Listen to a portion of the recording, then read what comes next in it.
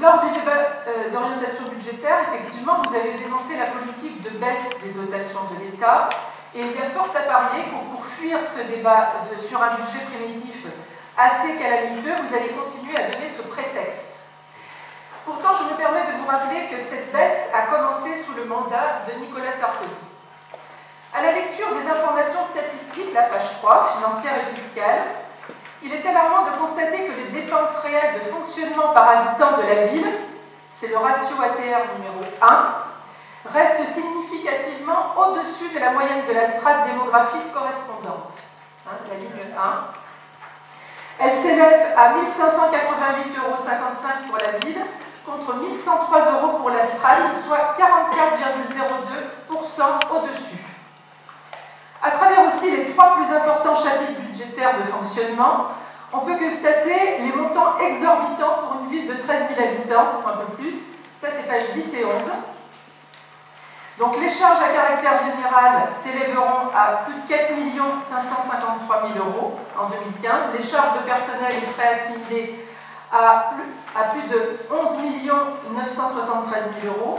Et les autres charges de gestion courante à 3 972 600 €. Par conséquent, ce mammouth de fonctionnement empêche de dégager toute épargne brute, durable et substantielle pour pouvoir investir dans la revitalisation de notre centre-ville. Pour en finir avec le renoncement et le fatalisme de l'UMP comme du PS, nous contre-proposons, nous, le Front National RBM de Tarascon, une réduction drastique des dépenses de fonctionnement afin de financer un plan d'investissement ambitieux qui permettrait de redynamiser notre ville d'une part et diminuer la fiscalité d'autre part. Pour ce faire, il serait nécessaire de mener un audit minutieux des dépenses, chapitre budgétaire par chapitre budgétaire, puis article budgétaire par article budgétaire. Concernant la fiscalité, nous devons considérer le ratio ATR numéro 2, qu'on vient de regarder, page 3, à savoir le produit des impositions directes par habitant. Il s'élève à 1 153,64 € pour la ville, contre 519 € pour la moyenne de strate, soit un surplus de pas moins de 122%. Pourtant, les Tarasconnais vont voir s'aggraver la fiscalité, puisque les taux d'imposition, c'est ce que vous venez d'expliquer, des 3 principaux impôts locaux ne vont pas bouger.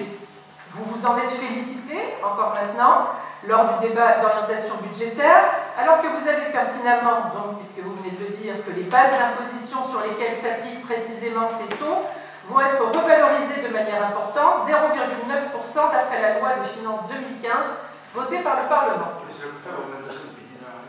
Voilà, donc c'est cette augmentation-là qui est effectivement... Voilà, donc du coup, effectivement. La moyenne, c'était 4% par an jusqu'à présent. Alors, voilà, donc je termine. Je continue plutôt, parce que ce n'est pas terminé. Finalement, vous avez au moins le mérite d'être cohérent avec la politique de matraquage fiscal pratiquée au niveau de l'État, lui-même soumis à l'austérité imposée par Papa Bruxelles. Vous avez aussi le mérite de savoir communiquer sur la baisse de vos indemnités d'élus en 2015, titre d'un article de la Provence suite au dernier conseil municipal de février, alors que celle-ci en réalité augmente. Effectivement, à la page 11, on peut le constater, chapitre 65-31, les indemnités passent de 164 000 € en 2014 à 178 900 € pour le BP 2015, soit une hausse de 14 000 €. Sur le point de la fiscalité, donc, notre contre-proposition est la suivante. Afin d'anéantir l'augmentation des bases d'imposition, nous souhaitons une diminution de chacun des 3 taux d'imposition à hauteur de 1% pour 2015, seule façon de permettre aux Tarasconnais de payer réellement moins d'impôts que l'année précédente.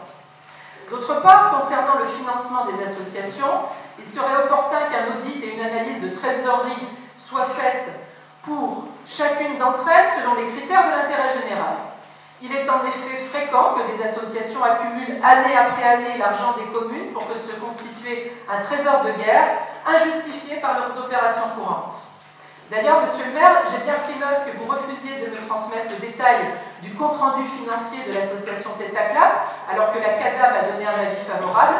Donc, sachez que je prendrai mes responsabilités en tant qu'élu de l'opposition sur ce point. Donc, voilà ma conclusion. Sur la fiscalité comme sur les dépenses, vous êtes en décalage avec vos paroles et vos promesses de campagne. tout comme UMP qui ne manque pas une occasion de faire semblant de s'opposer au matraquage fiscal pratiqué par François Hollande. D'ailleurs, je vous rappelle que Nicolas Sarkozy a multiplié la création d'impôts et alourdi les prélèvements obligatoires de 30 milliards d'euros en 5 ans. Mammouth de fonctionnement et hyperfiscalité, voilà le duo perdant qui marque le budget primitif 2015 de notre ville. Nous ne pouvons pas nous satisfaire de votre autosatisfaction, justement.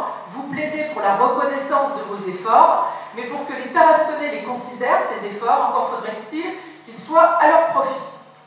De ce point de vue, la baisse significative des impôts locaux intervenue à Hénin-Beaumont, baisse de la taxe d'habitation de 10%, Beaucaire et Villers-Cotterêts, quelques jours seulement après l'arrivée aux responsabilités des maires en avril 2014, de même que le spectaculaire désendettement de la ville de Fréjus, engagé par le maire David Rachlin, 8 millions d'euros pour la seule année 2014, devrait être de nature à vous inspirer.